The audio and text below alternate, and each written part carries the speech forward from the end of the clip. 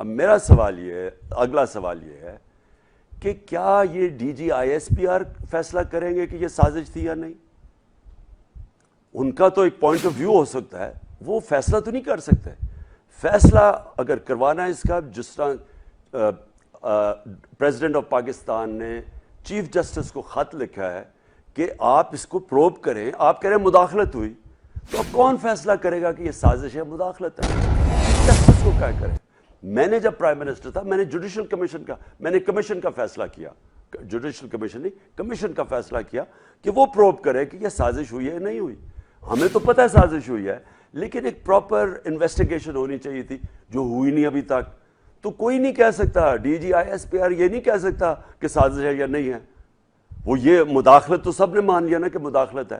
اب وہ مداخلت جو پرائم منسٹر مصدق تھے 1950 کی دہائی میں ایران میں، جب اس نے نیشنلائز کی ایران کی جو سارا جو تیل کی انڈسٹری تھی، تو جو باہر کی قوتیں تھی جس میں امریکہ اور برطانیہ، انہوں نے فیصلہ کیا اس کو گرانے کا. تو اب تو ڈی کلاسیفائی ہو گیا نا، پیپرز ہمارے سامنے ہیں. تو وہ کیا کیا تھا انہوں نے سب سے پہلے میڈیا پہ پیسہ خرچ کیا، میڈیا پہ پیسہ چلا، میڈیا میں اس کو پہلے برا بھلا کیا گیا پرائم منسٹر مصدق کو. پھر انہوں نے اپوزیشن سے مظاہرے کروائے، جس طرح یہ کام پہ ٹانگنے والی جو مارچز کروائیں، اور جس طرح یہ لانگ مارچ، انہوں نے اپوزیشن کو پیسہ دیا، انہوں نے کیا. یہ اب ریکارڈ کے اوپر آئی ہوئی چیزیں. اور پھر انہوں نے ان کے لوگ خریدے، جو پرائم منسٹر مصدق کی پارٹی کے لوگ تھے، ان کے اوپر پیسہ چلا.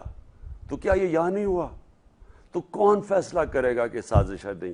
ایک ہی طریقہ ہے کہ ہمارے چیف جسٹس صاحب اس کے اوپن جوڈیشل کمیشن میں ہیئرنگ کروائیں. کلوز ڈورز میں ہم کوئی نہیں مانیں گے، اوپن ہیئرنگ کروائیں، اور اس کے اندر پھر جو بھی فیصلہ ہوتا ہے پتہ چل جائے گا کہ صرف مداخلت تھی یا سازش بھی تھی.